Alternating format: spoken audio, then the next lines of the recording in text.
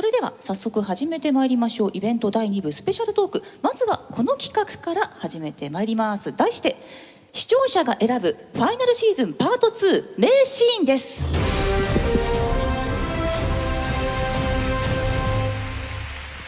はい、こちらがですね、まずファイナルシーズンパート2第76話から87話の中から視聴者のご覧の皆様が選んだ名シーンを場面写真とともに振り返っていく企画となっております。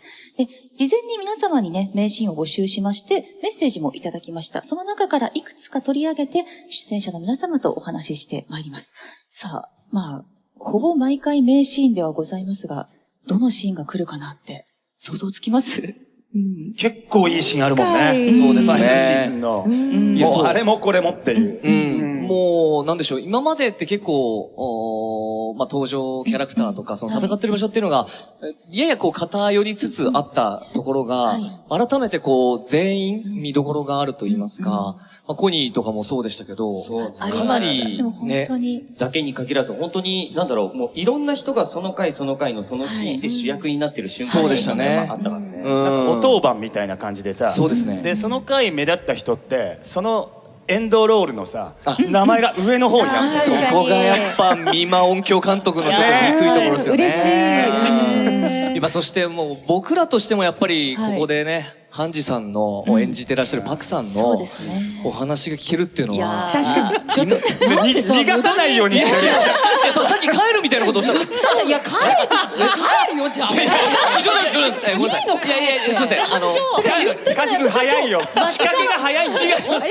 だから今日私は松園さんとあなたたちのちょうど中間なんでだよ。生レイ目で見てる出演者、こっち。ちょっと早い。団長。もうちょっと後にしよう。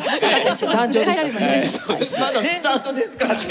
ごめんなさい。始まる前に今ぐらいちょっと明るく楽しくやっておかないと、これだとだんだん重くなってくるんで。一気に来ますからね、ここから。そうなんだよね。では早速参りましょうか。まずご紹介してまいりましょう。こちらのシーンです。これ1話かな。こちらね、第79話。そうなんですよ。静止画で。そう、まずこの写真からなんですけど。これはシーズン1ですか？ファイナルシーズン。シーズン1の第1話ですかね、これ。クイズ。そう。これが第79話。はい。未来の記憶よりジークとエレンの記憶ツアーにてグリシャがずっと秘密にしていた地下室を見せてやろうと。ツアー中のやつね。はい。そんななんかみんなよく行くツアーみたいなやめてよ。ツアーやってた時ね。アトラクションみたく言わないでください。もうこの鍵に振り回されたんですから、僕の人生は。ずっと、ここでね、この鍵が出てきて。そうです。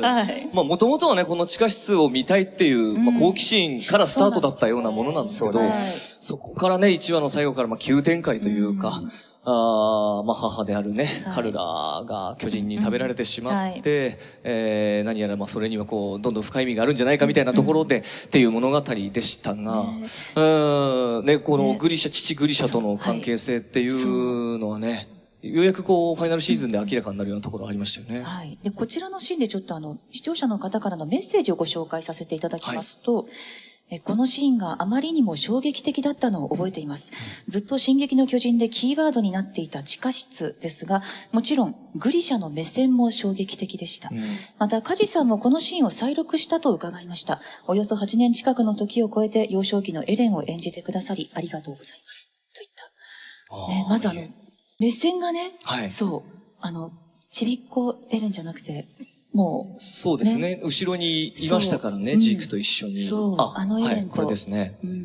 いやー、そうですね。本当に物語がどう締めくくられるのかがわからない中で演じてきた時間だったので、そういう苦しさはもちろんあったんですけど、それにしてもこういう形で、伏線、改めて1話を伏線として本当に持ってこられるという伊勢山先生のやっぱ凄さっていうのを改めて感じましたし、僕も原作で読んでいて、こういう風に繋がるんだな、1話が、エレンはね、あの時、子供の時のエレンは感じていないわけですけども、またそこを別視点で見ていたからこそ、その物語の冒頭の涙に繋がったりするのかなとか、いろいろ考察できたりもするわけですけども、改めて1話の同じシーンを演じるっていうことは、基本的にはないいやわけで、しかもね、今のエレンを演じつつっていうところで、そういうちょっと難しさはありましたけど、でもなんか、アフレコで言うともう8年ぐらい前なんですかね。そのぐらいの感覚っていうのは、どうしても1話の時、いつものスタジオのマイクで撮ってたっていう記憶はすぐに蘇るぐらい印象的ですし、なんかこう、改まってやらなきゃっていうような感じではなく、自然と出てきてくれたように感じます。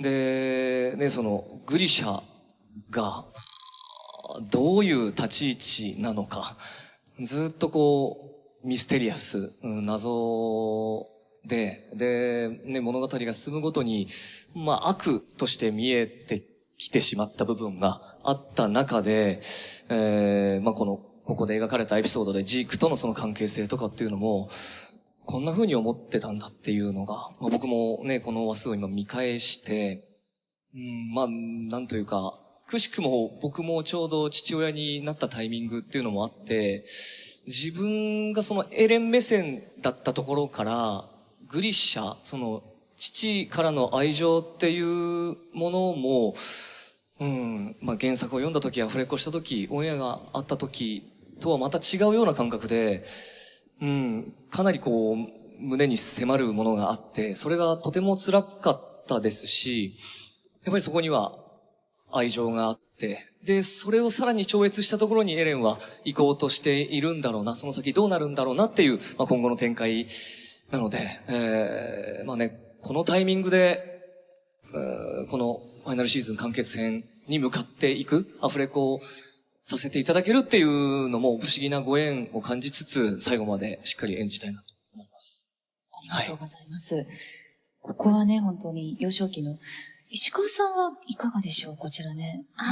そうですね。私も久しぶりに、このシーンは演じさせていただいて、なんかやっぱり、もうミカサ目線でももういろいろなことがあって、もういろいろ知った上で大人になったお芝居をたくさんしてきて、で、私自身もやっぱり8年前ってまだまだ声優として未熟な時期だったので、もちろんその時の良さっていうのもきっとそのお芝居に出てるんですけど、なんかこう、よりなんかもう今身につけてしまったものを削いで、あの時の純粋な気持ちというか、そういうものを思い出すからこそなんか辛くなってくるというか、エレンが今大人になってこのシーンを見てると考えるとすごい、しんどい部分もあるんですけれども、でも、思い出しながら演じましたね。なんか、やっぱカルラの存在はすごく大きいなっていうのを改めて感じましたね。カルラ、お母さんが出てくるシーンとしても1話と基本的には同じなわけですけど、そのそれこそ高森さんとまた一緒に収録させていただきましたし、母の愛情、父もですけど、エレンにとっての原点だなっていうのを改めて感じる収録でしたね。はい。ありがとうございます。では、続いてのシーンに参りましょう。続いてはこちらです。はい、こちらは第84話週末の夜より、虐殺はダメだ。これを肯定する理由があってたまるかと、ハンジさんが声を荒立てるシーンですが。ちょっと待ってください。静止画だとねちょっとお部屋広いんですよ。ハンジどこですか？